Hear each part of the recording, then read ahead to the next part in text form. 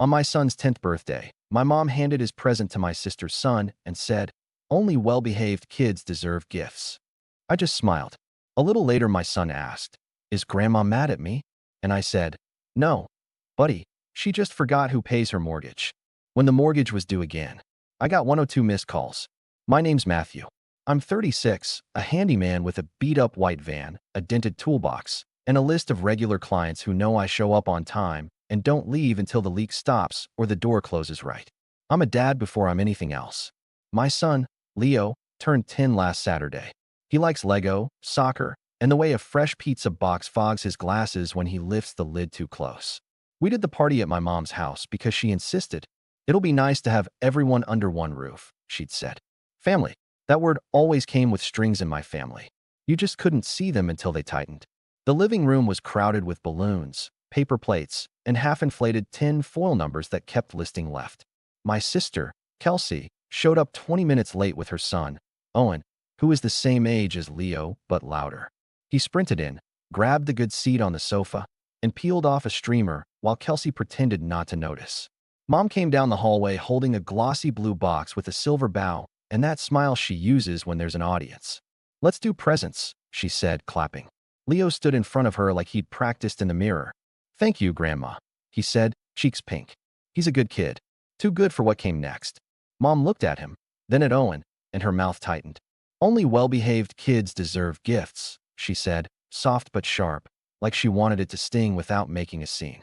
Then she turned and handed the box to Owen. "Here, you be careful with it." The room went quiet in that weird, heavy way. My ears rang. Kelsey did a fake laugh. "Mom," I said. She lifted a hand. "Matthew," he talked back earlier. He slammed a door. "I won't reward bad manners." Leo stared at the floor. That hurt more than anything. He didn't argue. He didn't cry. He just got small. I smiled. It wasn't real. It was the kind you wear when your jaw is locked. I cut the cake. I poured the soda. I made nice with the relatives who like to remind me I'm so handy. "You should take a look at my porch sometime." I didn't make a scene. I never do. On the drive home, Leo watched streetlights slide across the window. "Is Grandma mad at me?" he asked. "No, buddy," I said. "She just forgot who pays her mortgage." He frowned. "What?" "Nothing," I said. "We'll talk later." We got home. I took the trash out. I put the leftover pizza in the fridge. I stood at the sink and looked at my hands. They're cracked in the cold and nicked from old screws. I rubbed the spot where a drill slipped last month and left a shiny crescent scar. When the mortgage came due again a few days later, my phone lit up so fast it looked like it was on fire. 102 missed calls by noon. "Call me now." "Matthew, answer." "You can't be serious." The group chat pinged like a smoke alarm. I wiped my hands on a shop towel and finally picked up. That was the first time I said no out loud. People like to talk about boundaries like they're a trendy hobby, like crochet or pickleball. For me, they've been a tab I kept promising to close after just one more click. It started years ago. Dad left when I was 19. No big speech, no note. Just a quiet garage and an empty space on the pegboard where his favorite wrench used to hang. Mom cried in the kitchen for a month and then switched to being angry at the world. There was a mortgage and a roof that leaked every spring. I fixed both, one with a tarp and a ladder, the other with overtime and cheap meals. I moved out, but not far. I was the one with the tools, the truck, the "can you swing by?" that turned into 3 hours of unpaid labor. "You're so good at this stuff," Mom would say, handing me a cold coffee once I was already on the roof. Compliment as currency. When Kelsey got pregnant young and the boyfriend ditched, I built a crib out of pine. When she decided Owen needed a private school for structure, guess who picked up the registration fee just this once? When Mom's water heater died, I hauled a new one up the basement stairs alone and had bruises that looked like a map for a week. I didn't mind, not at first. It felt like doing the right thing. Then it started to feel like my job, and then like my fault if I ever said I was tired. Money was always the quiet third person at our table. Mom worked front desk at a dentist for years, and then her hours got cut. Kelsey bounced between salon work and trying a course online. I built my handyman business from word of mouth and long Saturdays. I wasn't rich, but I was steady. Steady gets noticed in a family like mine the way a full fridge does. Useful, assumed, invisible. 3 years ago, Mom fell behind on the mortgage after a car repair and a dental bill hit in the same week. She called me crying. "They'll take the house," she said. "This is where you kids grew up." "I'll help," I said without thinking. I set up autopay from my account to cover the difference. I told myself it was temporary. She told me she'd pay me back. She didn't.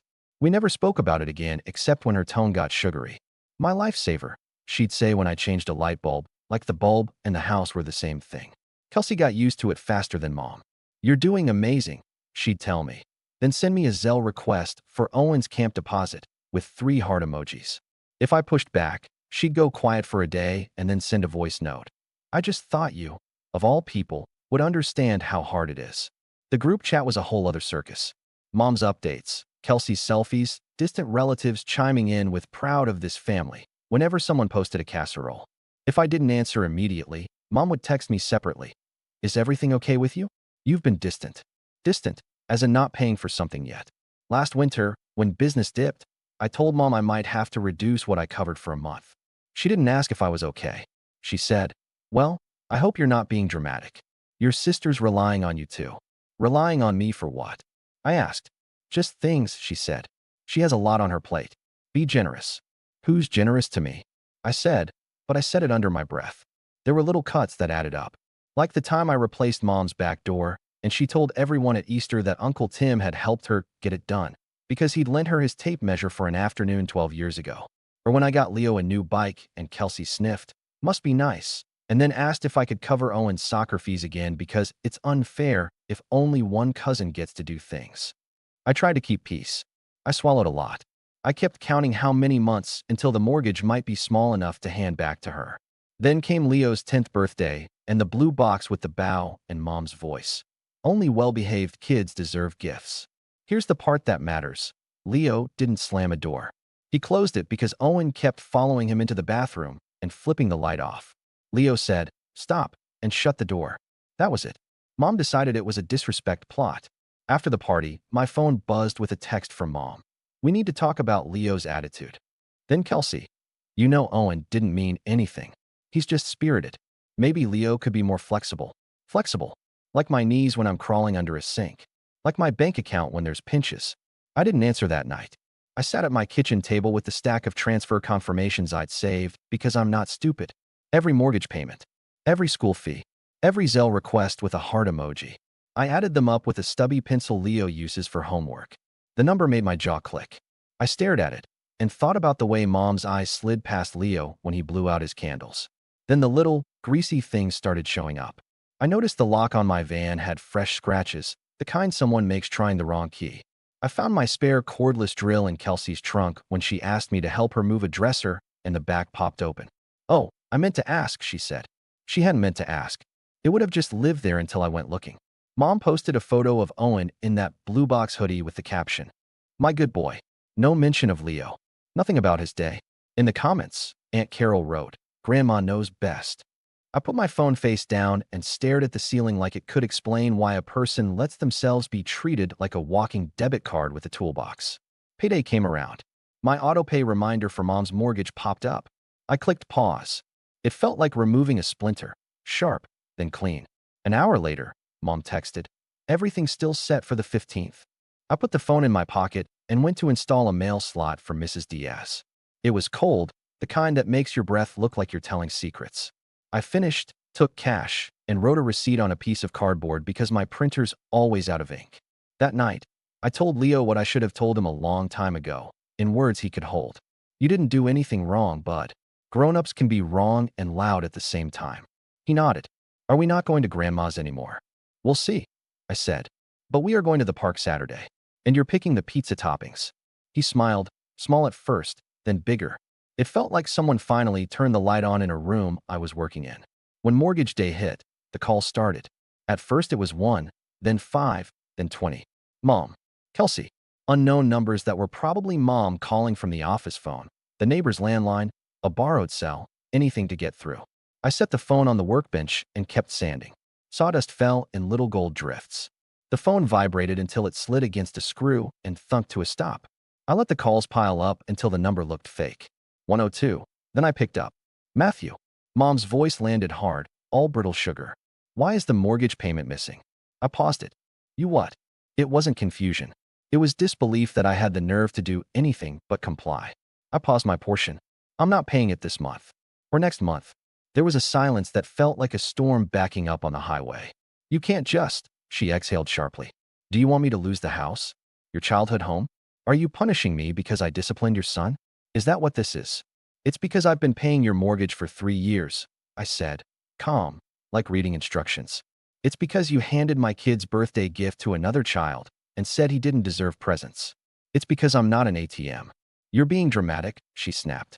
You know I'll pay you back when things settle. This is temporary. I looked at the spreadsheet open on my kitchen counter. You've said temporary 38 times. You're keeping score now? She said, scoffing. Wow. I've always kept score, I said. I just didn't show you the scoreboard. She switched tactics. What about your sister?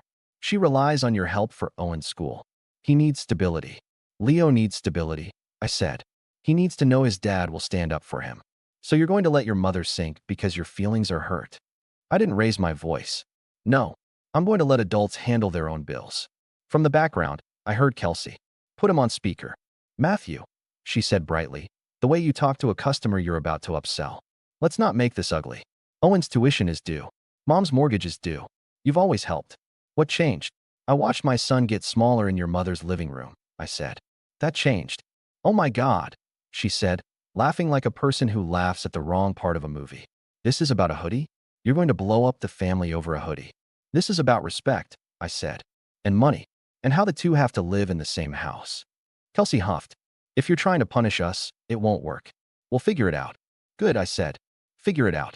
Mom came back on, voice lower. You're going to regret this. When they put a notice on my door, the neighbors will see.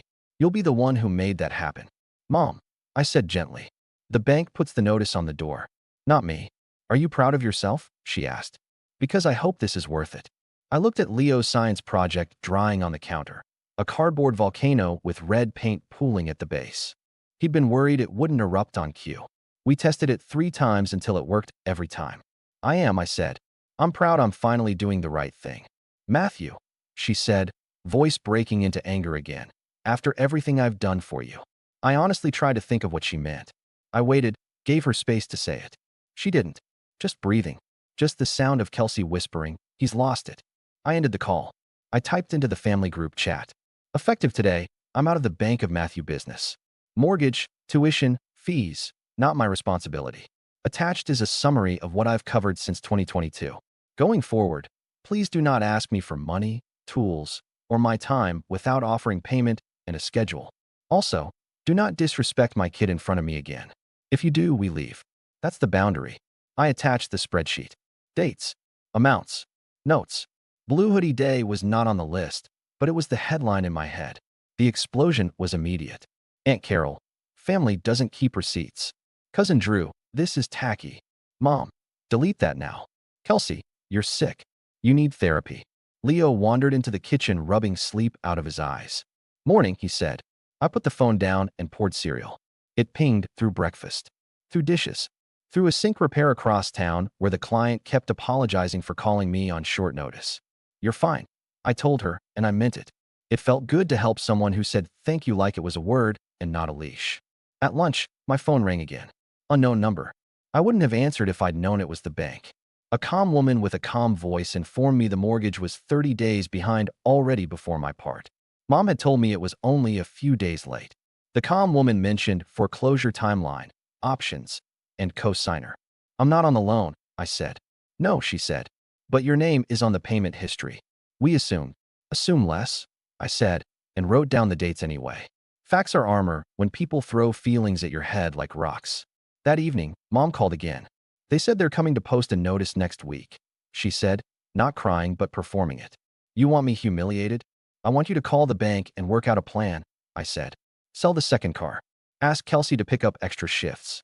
Stop buying $80 salon shampoo. You have no right, she snapped. I have receipts, I said, and hung up. The first week after I stopped paying, the house was louder and somehow lighter. It's amazing how quiet a phone can be when you don't answer. I changed how I used mine. Do not disturb for everyone but Leo's school and my clients. The group chat became a fish tank I didn't feed. I watched it when I felt petty. Mostly, I didn't. I half expected someone to show up at my door. They didn't. Instead, they tried other angles. Aunt Carol texted, "Your mother is in pieces." I typed, "She's an adult," and erased it. I wrote, I hope she calls the bank, and sent that. She replied with a prayer hands emoji and a paragraph about forgiveness. I muted the thread. Kelsey started posting quotes about toxic people, the kind with watercolor backgrounds and curly fonts. One said, "Sometimes the takers call you selfish when you stop giving." I laughed out loud. It felt good in my chest, like coughing when you've needed to for an hour. Then the practical stuff started to shift. I locked my van and moved the spare key. I put a simple camera on my front porch because I was done wondering who touched my tools. I told 2 clients who always forgot their wallet that I now accept payment up front for materials. They paid. They always had the money. They just liked the bargain of my patience. With Mom, I was polite and short. If she texted a normal thing, "How's Leo?" I answered. If she slipped even one guilt barb into a message, "I guess you're too busy for your mother." I put the phone down and took Leo to the park. We built new routines. Friday became make-your-own pizza night. He shredded cheese and arranged pepperoni like constellations. We watched dumb shows, and he narrated the commercials in a British accent for some reason. On Sundays, we did project hour. He picked what we fixed: a wobbly chair, a sticky drawer, a skateboard with wheels that sounded like a shopping cart. I taught him the difference between a Phillips and a flathead. He taught me that if you lean your head against the couch arm just so, it's actually pretty comfortable. News traveled without me helping it. Mom called fewer times, but posted more. Long posts. It breaks a mother's heart when a child turns away. People she hadn't seen in years commented with hearts. Neighbors asked passive questions when I parked on her street to fix Mrs. Diaz's fence. "Everything okay with your mom?" I said. "She's figuring things out," and left it at that. 2 weeks in, Jess, an old friend who cut my hair in her kitchen to save me a few bucks, texted, "Your sister called me to put a color service on your tab." I sat on the edge of the tub and stared at the message. "What did you do?" I asked. "I laughed and said I don't have a tab," she wrote. "And even if I did, it would have your name on it, not family." "Thank you," I typed. "Boundaries look good on you," she replied. The notice went up on Mom's door on a Tuesday. Yellow paper, black type, tape that would rip paint when it came off. I know because she sent a photo to the group chat with the caption, "Thanks, Matthew." I didn't answer. Cousin Drew, cold. Aunt Carol, unbelievable. A neighbor I barely know posted a crying face, and "Here if you need anything, sweetie." Kelsey DM'd me separately. "Take it down, or I will." I didn't go over. I didn't touch it. I went to Leo's parent-teacher conference and listened to his teacher talk about how he helps another kid with reading without making him feel bad. I watched Leo swing his legs under a too small chair and thought, yeah, this is the house that matters. That Friday night, Kelsey finally called from a number I didn't recognize. I picked up because I was tired of jumping when the phone rang. "What do you want?" she said, not hello. "It says blocked on my end," I said. "So we're already in a mood." "You did this to Mom," she said. "She's sick over it. She can't sleep. Her blood pressure is up. She can also call the bank," I said. "She can't afford the payment without you." "She couldn't afford it with me either," I said. "She just postponed the crisis." "You're so cruel." "I changed a policy," I said. "That's not cruelty. That's adulthood." She tried another direction. "You know what Owen asked me today? He asked why Uncle Matthew doesn't love Grandma anymore." My stomach flipped. I let the silence sit there, heavy. "You taught him that," I said finally. "When you use love as a tool." Kelsey scoffed. "We're done here," she said, and hung up. We weren't. Not really. A week later, she texted, "Can you at least fix the railing on Mom's porch? It's unsafe." I stared at that one for a while. "Send me a time, and I'll bill you for materials and labor," I wrote back.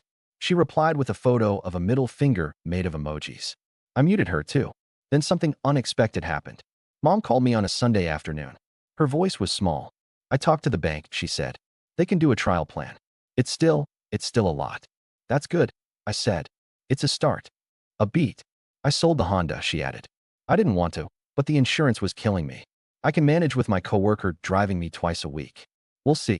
"That's smart," I said. And I meant it. She cleared her throat. "There's something else. The other day, Owen took Leo's hat and wouldn't give it back." Kelsey laughed. Leo looked. I saw his face. "I told Owen to return it. He threw it. I made him pick it up and say sorry." I pictured my mother's hallway. I pictured her hand on a kid's shoulder. I pictured her looking at a boy who isn't mine and seeing the boy she'd made small last month. "Thank you," I said. "I'm not apologizing for the birthday," she said quickly. He slammed a door. "He closed the door," I said. "And we're not doing this again." A long exhale. "Fine. Then, Almost so quiet I missed it. He's a good boy. Yeah, I said. He is. That night, Leo and I made pizza. He arranged pepperoni to spell 10 in the middle. He laughed at his own joke like it was the first time anyone had done numbers with meat. It was. At least in our kitchen. 2 more weeks. The group chat cooled. The quotes dried up. The prayer hands moved on to someone's sprained ankle. The yellow paper came off Mom's door. In its place, a new, smaller note taped from the inside. Please use side entrance. It made me smile for a dumb reason. Mom choosing a way forward, even if it was sideways. Work got busier. A client referred me to a property manager who liked that I answer with a time window and show up at the start of it. I raised my rates $10 an hour. No one blinked. I bought Leo a winter coat that actually fits his arms and doesn't make him look like a marshmallow. When I paid at the register, I didn't think about who else needed money. I thought about how he'd wear it to the park and zip it to his chin. One night, late, I got a text from an unknown number. I'm Kelsey's friend. Just so you know, she's been telling everyone you cut her off because she wouldn't lend you money. People are starting to see through it. She borrowed from 2 of us and never paid back. You're not crazy. I stared at the ceiling. I didn't need the validation, but it landed in a soft place anyway. Not crazy. Just done. The next morning, Mom sent a photo. It was Leo and Owen on her couch, each with a bowl of popcorn. Leo's hat was on his head. Owen's elbow was far away from Leo's arm. The caption said, movie night. No pointed comments. No quotes. Just 2 kids, 1 frame. I kept it. The line still echoes. Only well-behaved kids deserve gifts, usually when I'm in a hardware aisle. Then I see Leo at the park yelling, Dad, watch. And my jaw unclenches. Do I feel guilty? Sometimes. But I've got space now, in my wallet, my calendar, my head. I fix my own stuff. I sit on the floor and build with Leo. Phone face down. If something falls, we rebuild. Mom and I keep it short. No money talk. She asks about work. I pass along hellos. If a guilt hook shows up, I let it drop. Kelsey and I are polite. Sometimes she sends a photo of the boys. I hit heart and move on. I kept the spreadsheet in a folder labeled Old Business. When the voice says I overreacted, I look at the numbers and think, no, I waited too long. The point is simple. I won't bankroll my own disrespect. I won't teach my kid that love equals swallowing anything. His self-worth isn't for trade. On Leo's real birthday, we walked, just us.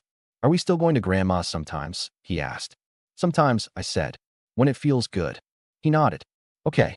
The next day, a small package came. No bow. A hoodie in his favorite color. Note, for the good boy. No speech. Just right. We hit the park. Dad watched. I'm watching, I said. And I was. Bills and feelings will keep coming. My answer stays steady. I help when there's respect. No is a full sentence. I love you isn't a coupon. If anyone forgets who pays for their roof, literal or not, I point to my door. It hangs level. The latch clicks. The house smells like Friday pizza and Sunday sawdust. A kid inside knows he deserves gifts because he's loved, not because he performs.